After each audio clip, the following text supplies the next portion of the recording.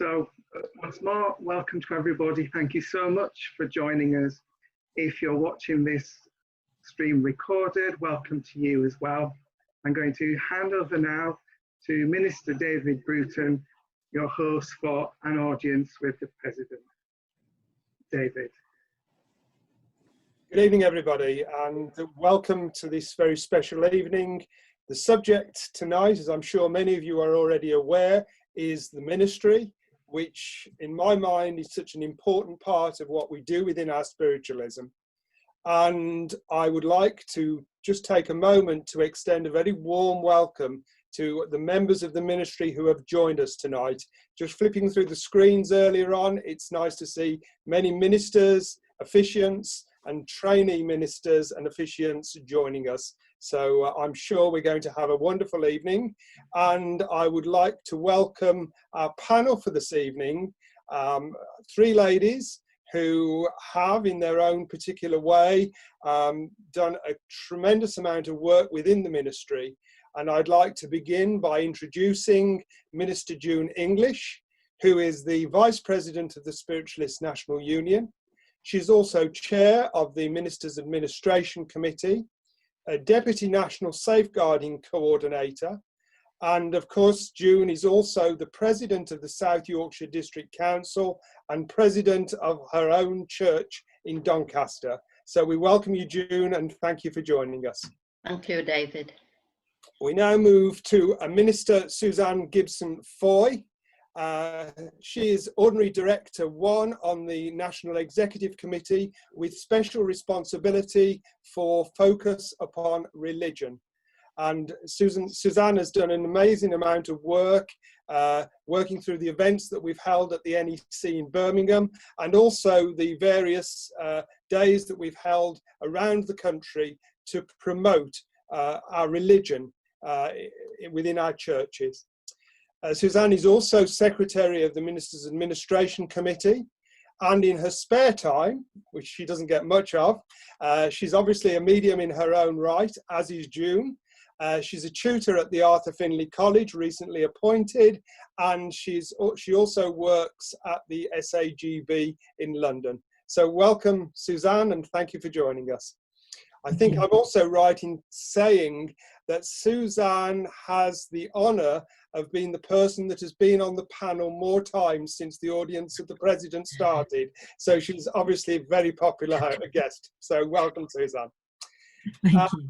I would also like to welcome a wonderful friend, a lady that I've known for a considerable amount of time. I won't say how many years because I wouldn't want to embarrass her or myself. It's Minister Janet Parker. Janet is the Superintendent Minister for Scotland and Ireland. She's a former course organiser and tutor at the Arthur Findlay College. She's also a respected tutor and medium and works internationally. Janet has also done a lot of work with the media, promoting spiritualism, making programs in Portugal, I think, Janet, amongst other work that you've done. And in her own right, as all my guests are this evening, they're great ambassadors for spiritualism. So welcome, Janet, and thank you for joining us. Thank you.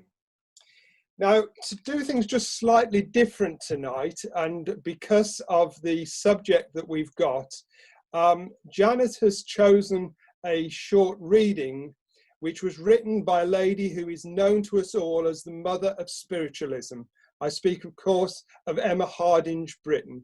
And I'd like to, before we start with our questions, I'd like to invite Janet to share the reading with us. Thank you. It's called 7 Sabbaths. Spiritualism belongs to no age, no country, and no special class of mind. It is the acknowledgement of the spiritual origin of all things and the unfoldment of those mystic ties that bind the soul to its author. It discloses to us the nature, quality, possible destiny, and absolute relation of the human soul to immortality. If spiritualism were nothing more than the enjoyment of the hour, beautiful as it is, gladdening to the heart and cheering to the mourner, we would have no need to herald it forth to the world. But spiritualism teaches of that God who is spirit, of immortality, which constitutes the very gist of human existence, of life practice, for which it has been established as a guide. What more do we require to constitute the elements of a religion? If it is not a religion, it is nothing. Spiritualism is a living, vital religion. Religion with spiritualists is not a mere Sabbath day affair. Religion with them seeks 7 Sabbaths instead of 1, demands that every place shall be a church, as well as the house that mankind has consecrated. Spiritualism requires that every deed shall be an act of prayer, and every thought a form of worship. Thank you. Thank you, Janet. Very, very wise words, and something to really start us thinking. And I hope that it will inspire some of the questions that we share tonight. As is always, I'm going to start by asking our guests some introductory questions, and then we will open the floor to you. So you'll get the opportunity to ask any questions you've got regarding the ministry in the first 30-35 minutes of this evening's session, and then we will open the floor to questions literally on any subject within spiritualism. So I'd like to begin by asking our Vice President first. June, how do you see the ministry developing in the future, given all the demands that society is currently making upon our ministers and officiants? Well, for one thing, we've moved on a great deal with all that we do now as ministers. There's been great changes over the last few years. The fact that we now work in prisons and hospitals, various chaplains, and we need to be out there more than just within the church. We need to remember that God is everywhere. We don't need to be in a building. So people might not be coming to us, so we need to be taking it to them.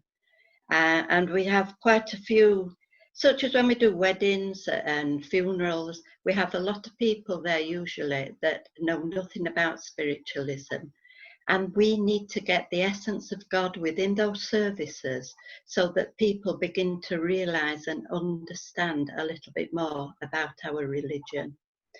We need to have more trained people in various areas that perhaps have not been trained in the past, because we need to move on. And for one example, what we're doing tonight, IT, having these sorts of meetings, that's a huge step, because it helps us, not just when the pandemic's on, but in other cases it will help us to be able to reach out to people, to let them know that we are there for them and that we are workers of God. That's what we're here for, and we will help in whichever way we can. Thank you, June. Thank you. Suzanne, can I ask you, what is the most important part of your personal ministry? I think the ministry for me is about being connected to God. It's about that relationship we have with the spirit world, and it's about serving mankind. And I think that those 3 things I try to carry with me no matter what I'm doing, whether it is spiritualistic work or whether it's the other work that I do. And while I'm not necessarily always successful, I rest in God. And I think that on a daily basis, that's the thing that helps me the most in my personal life and in my professional life. So it is that relationship with God, which I see as being obviously infinite, limitless, and sometimes it feels like a dialogue, but most of the time it just feels it's a feeling, and it's something which I rest in, and it's something which gives me encouragement, upliftment, solace, whatever it needs at any time. And I would say over the years, especially the last decade or so, that's the one constant that has helped me both professionally and personally. I know it's said within the ministry, we are a minister 24 hours a day, 7 days a week, and how true that is, how true that is. Janet, I'd like to come to you now. When we are ordained within the SNU, we are required to make an obligation. And the ordinance speaks the words at the beginning of their journey within the ministry. And I've just extracted a few words from that particular section of the service. Accepting and believing in the 7 principles and all that they imply, I will serve God with all my heart and mind. Janet, what I'd like to ask you is, how do you apply this within your daily life? Very easily. I suppose my default is God. Everything goes back to God. And when I look at the 7 principles, for me, there is nothing without the first one, the fatherhood of God. And I can relate that first principle within every other of those 6.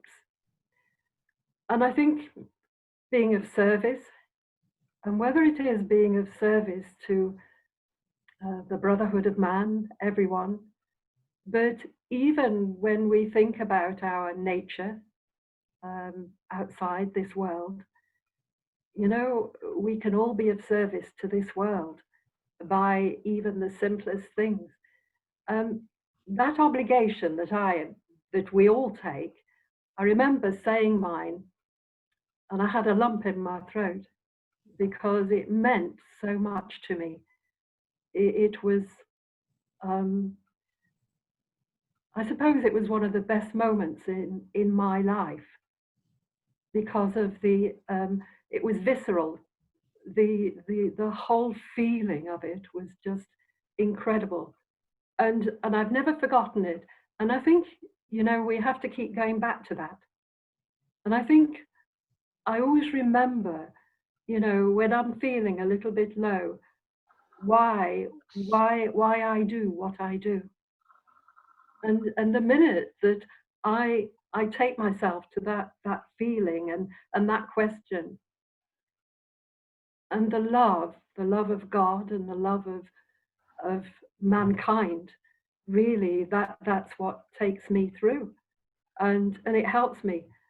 I always say to people, you know, I'm not prejudiced. I don't care whether people are dead or alive, because I just serve, and that's how I see it. Thank you, Janet. Thank you. June, do you feel that our churches make the best use of the ministry?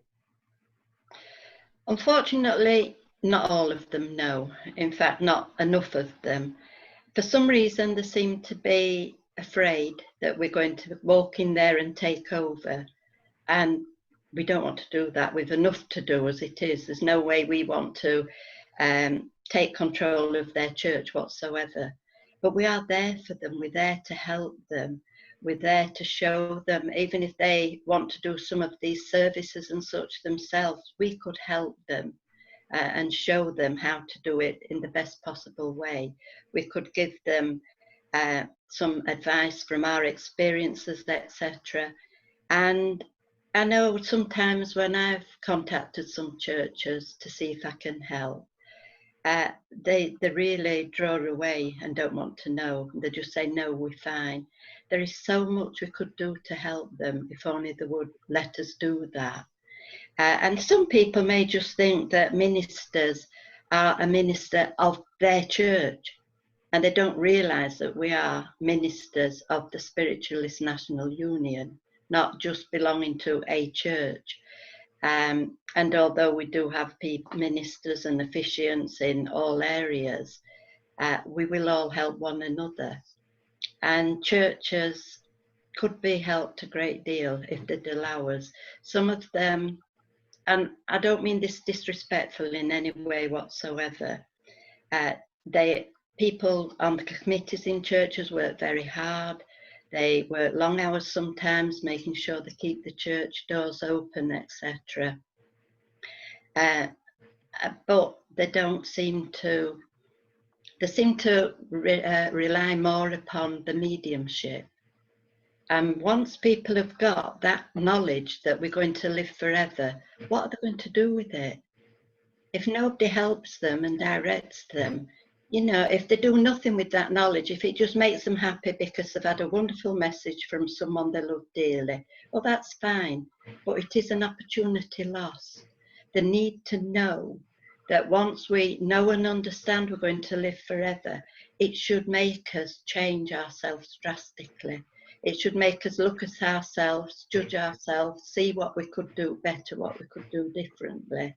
And within some churches, not all, but within some churches, they don't seem to have the ability to do that because their emphasis is on the mediumship. And the mediumship is a big part of our religion, and I'm not belittling it at all. But once we've got that knowledge, as I say, what are we going to do with it? Why lose such a wonderful opportunity? There's lots of people out there that don't know we're going to live forever. We do know, so we should let it help us be better people. And the people within our churches, in some of the churches, they need that help, they need that direction, and the ministry could help them with that. Thank you, June. Thank you. Suzanne, can I ask you, thinking back to your teenage years, did you ever envisage that you would become a minister? I have always been interested in, well, in my teenage years, in my early teens, I lived in a house called the Manse, which most of you will know is the home of a vicar, that the church was over the road. So I always I was always interested in, did I ever think I would be a minister? No, but when programs came on, documentaries following the work of vicars and nuns in convents, etc., I watched them absolutely fascinated. Even when I started unfolding my mediumship, did I think of being a minister? No, I didn't. Even when I got my certificate in speaking and demonstrating, did I think of it? No, I didn't. And it wasn't until I was nominated and invited to train for an officiant, I was so overwhelmed and astonished by that, that it took probably a while for me to respond. But it's only at that invitation that I really started to consider the ministry. And even then, of course, the officiancy is just the first step in the ministry. And it wasn't until I became an officiant that, or I was about to do my board to become an officiant, that I even considered the idea of being a minister. It seemed a huge step to take. And as Janet has already mentioned, the obligations that we take, both as an officiant and as a minister, they are, you know, they're huge. The vows that we take have a lot of meaning, and to be able to stand in a public forum and publicly take that obligation, they are both individually huge steps. So at the age of 15, no, I did not think I would be standing conducting weddings and funerals and things like that. But looking back, it perhaps is a very natural progression. And I think it's interesting how these things how these things come to us. And if we allow ourselves to follow our own inner guide, to follow that intuition, then if this is a pathway for us, we will be naturally led to it in our own time. Thank you, Suzanne. Janet, my last question before we open up to everyone else, and that is, I came to you, Janet, and said that I was interested in starting the pathway of ministry. What advice would you give me? I would say, have you really searched, you know, yourself thoroughly, that you really feel that you want to do it? Because it's not an easy thing. It's you know, to be prepared for all the pitfalls as well. But I would say, go for it, because if there's something in you that feels as if you're being pulled, or if your heart lies with just knowing God, then I would say, please go for it. Because and especially if I'd sat and talked to you first and felt that you were the right kind of person, then yes, I would say you've got my blessing even behind you. Yeah, just simple as that. Wonderful. Thank you, Janet, for that. Alv, I'm going to hand over to you, and I see there's 1 or 2 questions already come up. So if you would like to call the first questioner forward.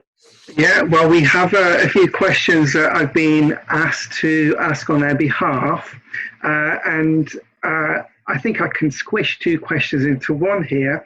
So Anne-Marie's asking about a friend who's currently completing their CSNU in speaking and demonstrating.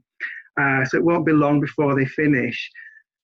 She's asking how long would it be before they could apply to start efficiency training, and what theory courses have to be done. And Myra also asked as well, how does one progress in the ministry? And I know, I'm sure Myra knows that, but I think she knows it would be a good idea for people to get an idea of what that pathway is. So that's the first question. June, as chairman, would you like to pick that up to start with? Okay. Once they've got the CSNU in speaking, they can apply straight away to become an officiant, because people can now apply for themselves. So once they've got that CSNU in speaking, they can apply straight away. They then need to, if they've been an individual member for the last 3 years and hold their CSNU in speaking, then they can apply. They're then interviewed, and if accepted into the training, they will be allocated a training minister who will help them with local training. And then when they've done the courses which are for officiant, they need to do the G1, the MD1, and then either MAC 1 or G3.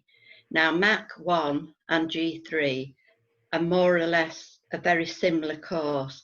It was just thought that sometimes, especially people from abroad, the G3 was a little bit difficult for them to actually understand. So MAC 1 just simplified it a little bit. So they're the courses they need to do to become an officiant. If they are successful and they do become an officiant, and if they have got a DSNU in speaking and have been an IM for the last 5 years, they may be invited to become a minister. They cannot apply. It's by invitation only. So we would only invite someone who's already obtained the DSNU in speaking, been an officiant, been an individual member for the last 5 years. Once they've done all the training, before they could be appointed, they would need to have been an individual member for the last 7 years. And they need to, on top of the courses they did for efficiency, they need to have done the pastoral care course, which was one that was written just for MAC, for people wanting to, who are undertaking the training for ministership. How long can it take, someone asked. That's entirely up to the individual, how fast they work. But now, for Officiant, you have up to 5 years to study and then actually be ready to take your board.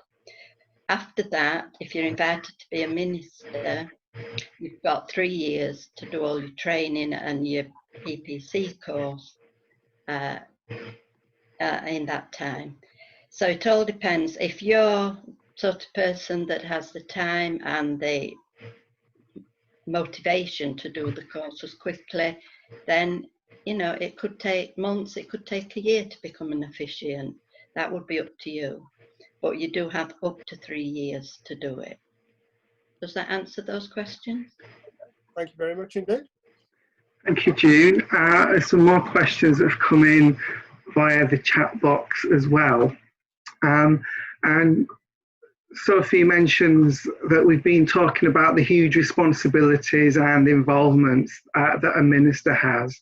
And so she's asking, what does the SNU do to actively support ministers, officiants, etc., with those roles that they undertake? I'm going to pass that to Janet because as a superintendent minister, I think she has a lot of experience in this particular area.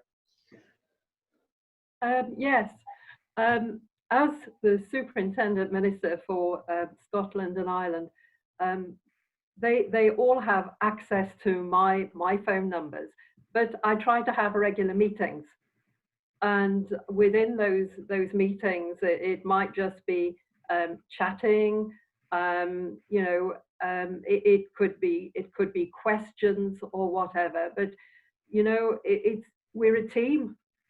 We are a team, and if you know, anybody is thinking of joining the ministry, you are not out on a limb.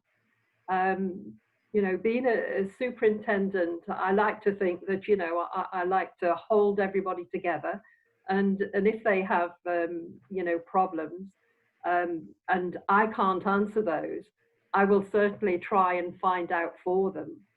And we are very supportive as well, because like everyone, there are times when people feel down or at a loss, and that's the time when we need the community that we have, this small community of officiants and ministers, where we are supporting and uplifting and doing whatever we can to help each other. Thank you, Janet. Suzanne, would you like to add anything to that? I think that, you know, there are currently around 100 of us officiants and ministers.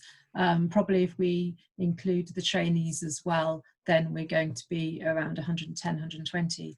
And as we go through our training, both as officiants and ministers, you know, we're given a training minister for each of those scenarios, but we also meet other colleagues along the way. And so I think we naturally build up a network. We find people who we naturally would turn to.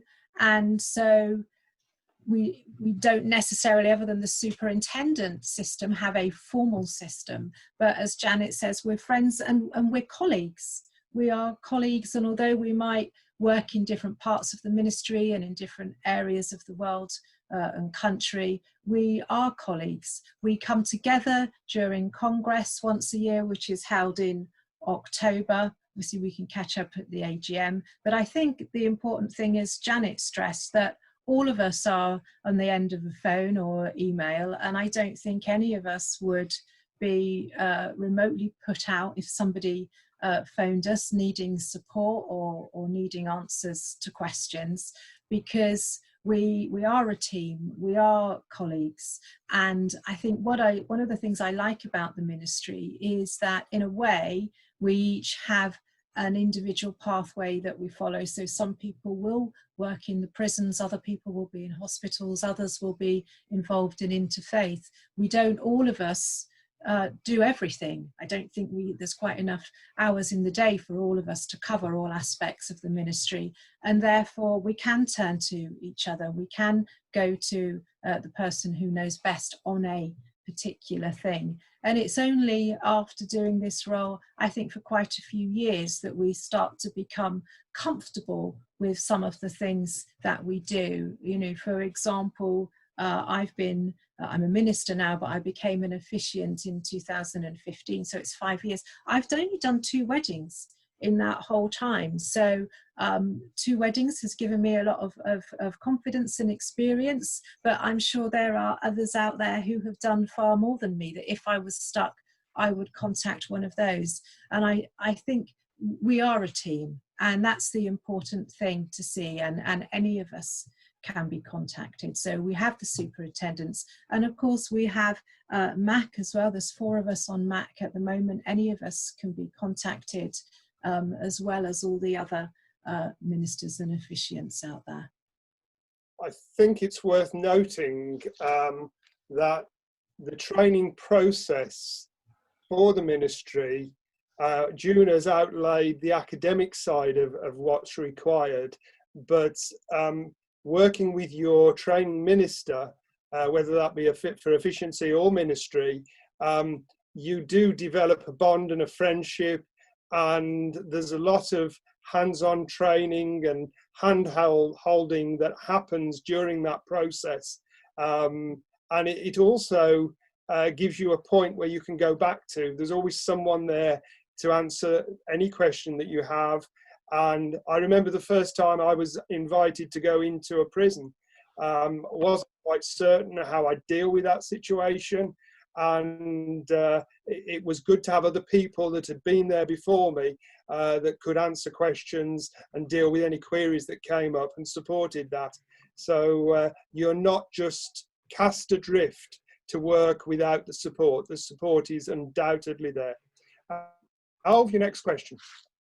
Yeah, we've got an extra chatty chat box tonight. It's wonderful. So I've got a question from Alison, and she's asking, what are the main roles of an officiant and what are the main roles of a minister? So I think we're looking for some differentiation between the two then, to help people be clearer. June, would you like to pick up on that? Okay, well, your officiants, they concentrate more on the official services such as weddings and funerals, namings, blessings, and many others that we do. But because we have a shortage in some areas, some officiants take on extra training so that they can do some of the role of the ministers. Because although we have around about 57 ministers, 8 of which are actually retired at the moment, they're not always spread out across the country equally. So they can, although it's not meant to be their official role, we can ask them if they would like to train to do things such as prison visiting. But that's only in certain circumstances. For ministers, they do all the official services as well. But on top of that, well, we do anything and everything, whatever's needed, really. But we can be asked to give talks to organisations. We can do prison chaplaincy work, hospital chaplaincy. We can be in college chaplaincies. There's so many different areas. It can be that we go and have confidential talks with people. And of course, confidentiality is so important in everything that we do, because we need to build up a rapport with the people we're working with. And that trust can only come if we make sure we are totally confidential about everything that we do with them. But that's both for officiants and ministers. What else do we do? We visit people in hospital. Sometimes we go to see people that are terminally ill and they know that it's not going to be long before they pass, and they want to talk about what will happen to them, and sometimes they want to talk and arrange their own funeral. And to be honest, although it may seem odd, the very first time I was asked to go and talk to somebody and arrange their funeral, I was really quite frightened about it. I thought, goodness me, how on earth do you talk to somebody about their funeral? But the first one I did, it was wonderful to sit there and feel the difference come around that person as we were talking, and I was making things clear to them. So we can be there to help them when they have such problems as that. They may have lost a child or something and need somebody to turn to, and we need to be there for them. We are not counsellors, we do not counsel, but we do listen. We need to, part of the role is being out in the community, doing whatever we can to take our religion out to other people. And sometimes there's things such as old people's homes. And it's lovely to go there and talk to some of the people, and it brightens their day up if nothing else, but it gives them a lot more. So the role really is endless. We get asked so many different things. It may be people that feel the house is haunted and they want us to come and talk to them about that and look into that for them. So whatever we get asked to do, we try to be there for people and help them in whatever way we possibly can. Thank you, June. Got more questions, and I'm going to go into the room as well because I can see a hand up, so get round everyone. So our panel, Adam is asking about the roles that a president of a church can undertake, which might be similar to those that an officiant or a minister does, so naming ceremonies. He's asking, is there any support for church presidents in this role from the ministry? And I know that's something that June briefly touched on earlier. We have offered training to church presidents. Sorry, we have offered training to church presidents, and a few, not many, but a few have taken up that training. We can help them with weddings and funerals and namings, all those services, because although we would like officiants or ministers to do them wherever possible because they've had the training and we know that they're going to promote our religion properly within those services. But we've said if presidents or other committee people are going to do these services, then we are willing to give them some training to try to help them do it to the best of their ability and to show our religion off to its best. Thank you, June. We have another question here, and Helen asks, what if someone wants to apply to become an officiant, to train as an officiant, but they live abroad, so outside of the UK? In particular, if their issue being that they don't speak the language well enough of the country that they live in, would it be possible to become an English advocate, member of the ministry, and complete the training in the UK? So another training question there. Suzanne? So we do have, so that's from Helen, isn't it? And Helen, yes, Helen speaks English. So we do take applicants from overseas. Anyone who does wish to apply needs to initially to contact myself as the Secretary of MAC by email, and I know that Alf has the address that he can put up for the application. But if accepted, we do have online training for those who are not able to come to the UK, and obviously now during the pandemic, online training has become pretty much the norm. So I know myself as a trainer, I do one-to-one sessions with some of my trainees, or we might do a small group sessions. So that's perfectly okay. All our courses, as you know, are in English. So the thing about the officiancy and the ministership, it really is about, in a way, creating your own pathway. And while there might not be the opportunity abroad to conduct weddings and funerals, you can you're taking the message of the religion of spiritualism to whichever country you are in, and you're taking and promoting that relationship with God and with the spirit world. And so even if you cannot necessarily conduct official services where you live, you can still kind of live and breathe what it is to be an officiant, what it is to be a minister. And it's kind of about you being able to forge your own pathway in that sense, and to, I suppose, to spread the word about spiritualism in whatever way you can. So it certainly doesn't restrict you.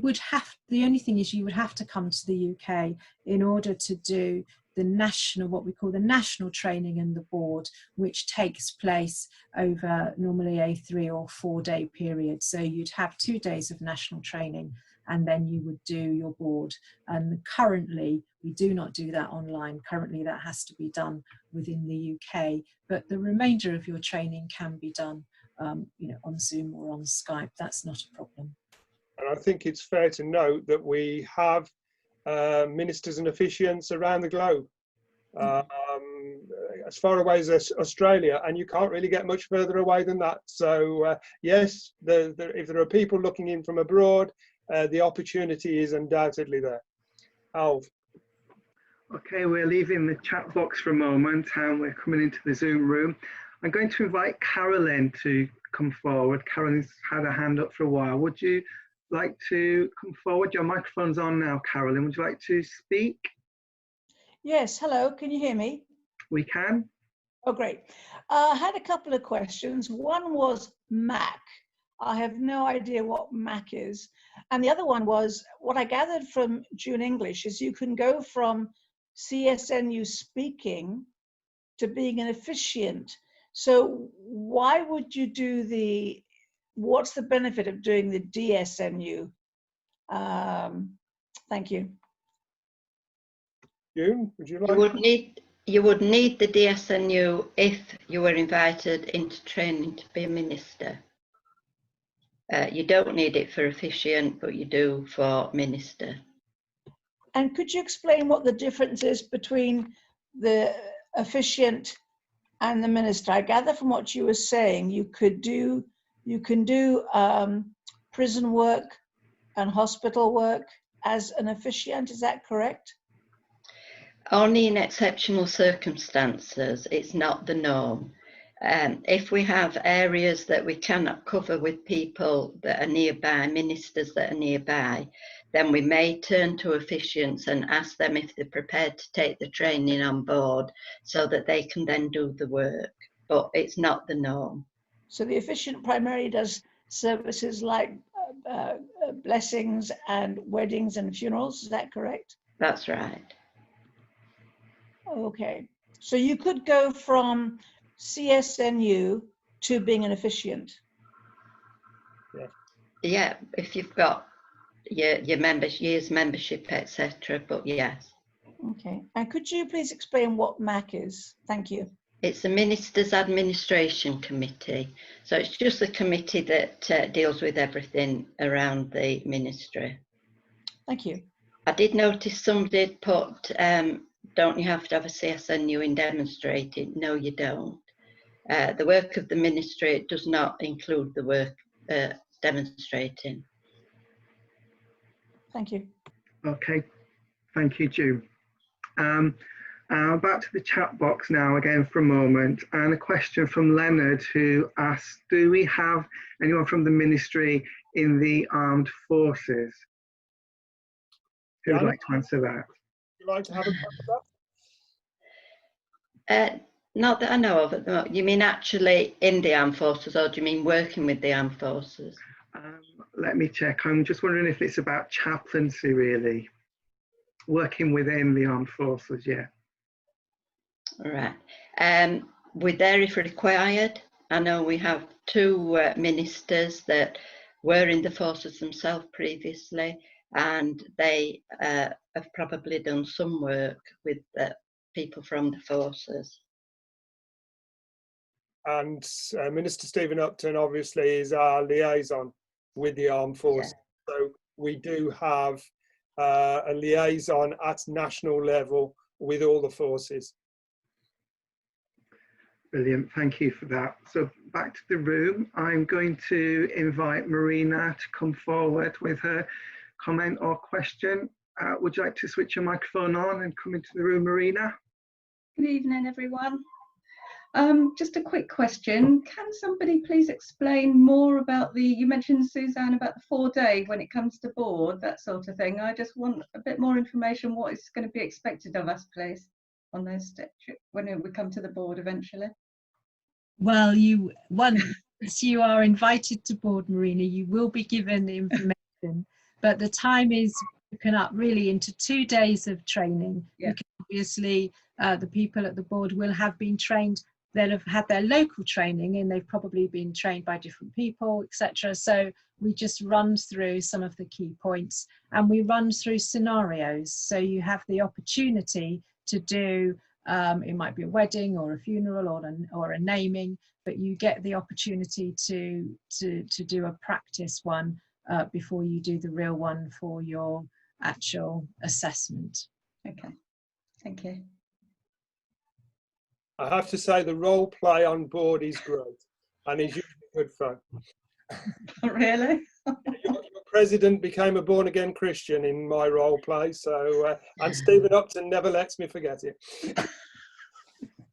I think, David, we should also, what we haven't emphasised here is that the ministry, both the efficiency and the ministership, they are appointments, they're not awards.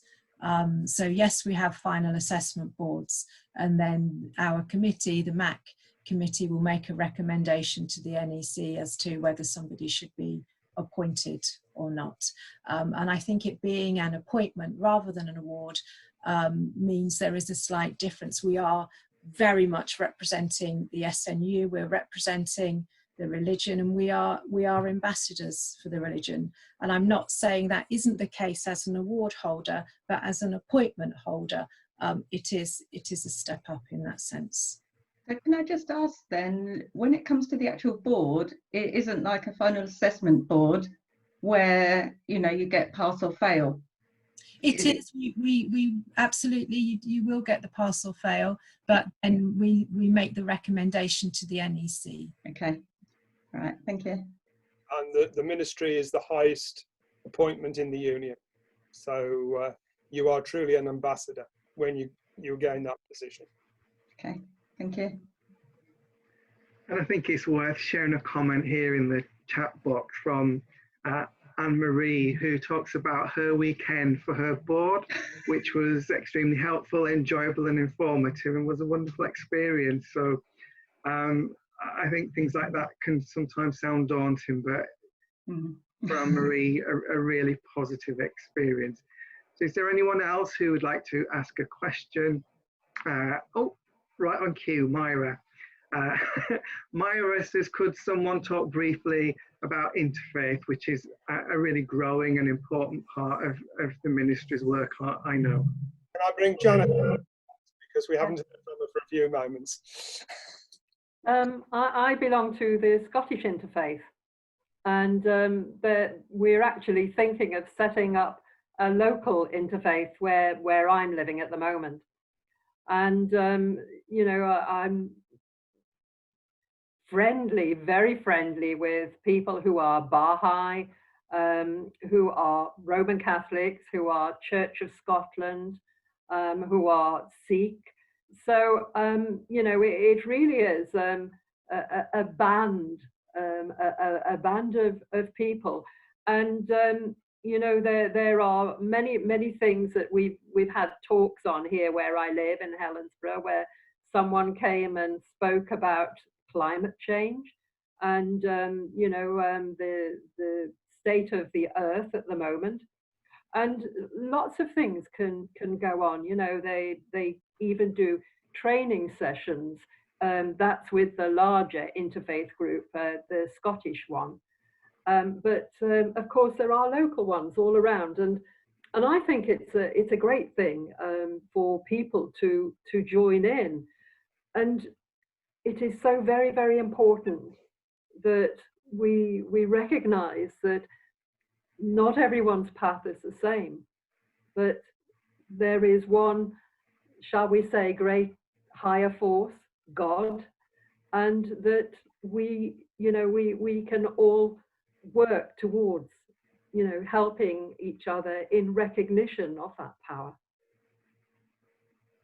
Absolutely, yes. On Wednesday morning, I sit on the Faith Communities Forum for the Interfaith, the National Interfaith Network, and we have a meeting on Wednesday morning to discuss the raising of the lockdown, where the places of worship around the country will be opened. And the IFN has very strong links with government departments and agencies, and obviously that is a very useful opportunity for us to learn from government and from other religions as to how we are dealing with this situation with COVID-19. And throughout the lockdown period, we've had several meetings, and it's good actually to hear the views, opinions, thoughts of other religious representatives, and realizing that some of the problems we've got are mutual problems, and that means hopefully together we can find mutual solutions, which is important. It's great to know that the ministry is actually representing our religion at that level as well.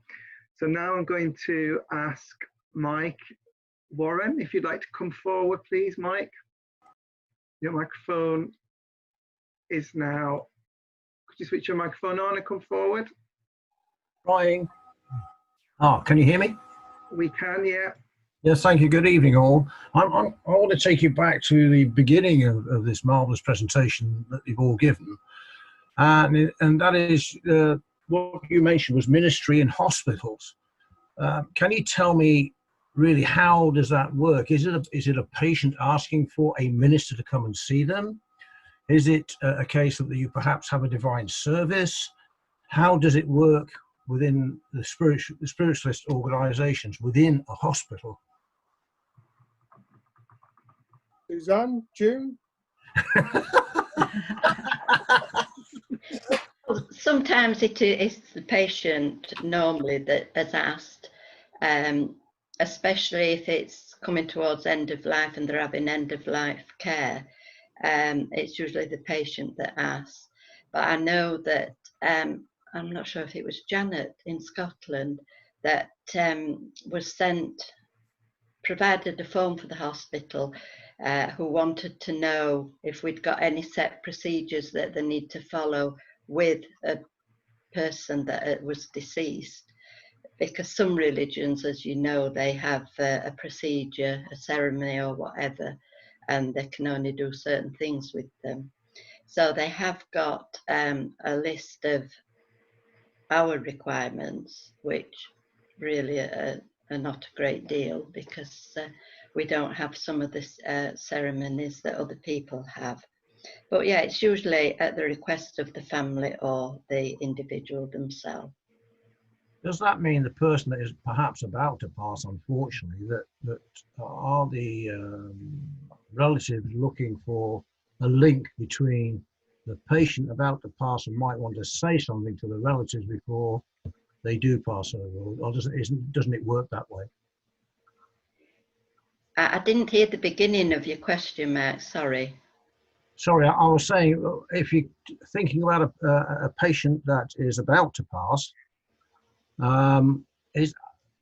does the minister give some sort of reading from the patient to the relative? Is that, do you do that, or is it just? No. No. That's not something we would normally do. We're there to talk to the patient, to help them. If they're in a condition where they can listen and talk to us, if not, it may be that they just want some prayers saying for them. We're not there to have sort of evidential communication, if that's what you need. That's what I'm asking, yes. No, that's not what we would normally do. Okay, thank you very much. just to say to you, Mike, perhaps about 12 months ago, I was teaching at our church in Hull, and it was a Saturday. I was doing a workshop, and in the afternoon, we had a call from the local hospital. There was a lady that was about to pass, and she declared herself as a spiritualist, and they were desperately trying to find a spiritualist minister to go and speak with her. And so when I finished my workshop and before I did the dem in the evening, I went over to the hospital, drove over to the hospital and walked into this room, side room, that was absolutely packed. There must have been 20 people in there, all the family around her. And I was able to spend some time with the lady, and she wasn't afraid to die. But obviously she was concerned about her family, and I was able to speak with the family and to follow that up afterwards, and also with the nursing staff as well. It was, as has been said, you never quite know what you're going to get called to ask to do, and you know, you just go and you do your best. And the lady passed a couple of days later, but I hope in some way I was able to help her, to give her a little bit of peace of mind, which is important. Yeah, thank you, Dave.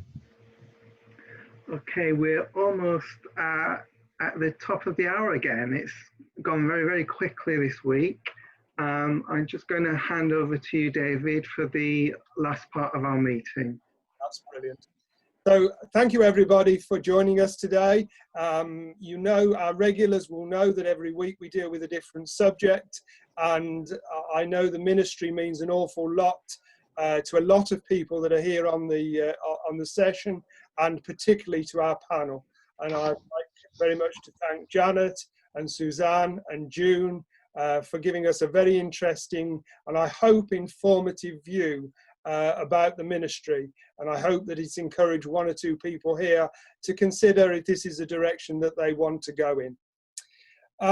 Just to tell you, ladies and gentlemen, that as Alv mentioned at the beginning, we recorded the session last week, which was on trance with Simone Key and Judith Seaman, and I checked just before we came on, and that YouTube video so far has been viewed by 1,900 people. So it's really reached out around the world and given them the opportunity to share the evening that we held last Monday, and the same will happen this week. Next week, our session, the focus will be churches. When I became president, I was very clear in my mind that the churches are the backbone of the SNU and play such an important part. And my guests next week will be Trevor Critchley, who is the chairman of the SNU Trust, Kath Garrard, who is the president of Stourbridge Church, a long-standing flagship church within the UK, and Adam Berry, who is the president of the church in Rawtenstall. So I'm sure we will have a brilliant evening. I know time is running out. I'd just like to mention one more thing before I hand back to Alv. It's come to my attention that a lady called Betty Solby, who is the president of Kendal Church, will be 100 years old on the 3rd of June. And she, I think it's brilliant that at age 100, she's still the president of her church, a true spiritualist. Because of the wonders of GDPR, I cannot give out Betty's address, but I'd just like to ask if anybody out there feels inclined to send Betty a card on her 100th birthday to congratulate that milestone. If you could post those down to Redwoods, we will forward them on to Betty. The union will certainly be doing something special for her on that day, and I just think it's nice sometimes to realise that we are part of a bigger family, and that means an awful lot to all of us. So thank you very much, ladies and gentlemen, for joining us this evening, and I'd like now to hand you back to our chairman, Al. Thank you, David. Thank you all for joining us. It's great to have you here and have this interaction. It's fantastic. So before you go, I just want to remind you about other things that are available. As David has said, we'll be here again in a week's time on Monday. On Friday, we have our weekly healing service, which is at 6:30. And on Sunday, there's a divine service at 6:30 as well. Throughout this week, there's some open access sessions that you can join in. We have Stella Upton, who is an officiant of the Spiritualist National Union. She has a couple of open classes on the 26th, which is tomorrow, and the 27th, which is Wednesday. Also on Wednesday, we have an evening of spirit teachings with some officiants of the Spiritualist National Union. And on the 30th, which is Saturday, between 7 and 8, we have a demonstration of mediumship with some CSNU mediums, which is organised by the Education and Exponents Committee. The easiest way to find out the links to, and the times for all these is to visit the SNUI website, which is snui.org.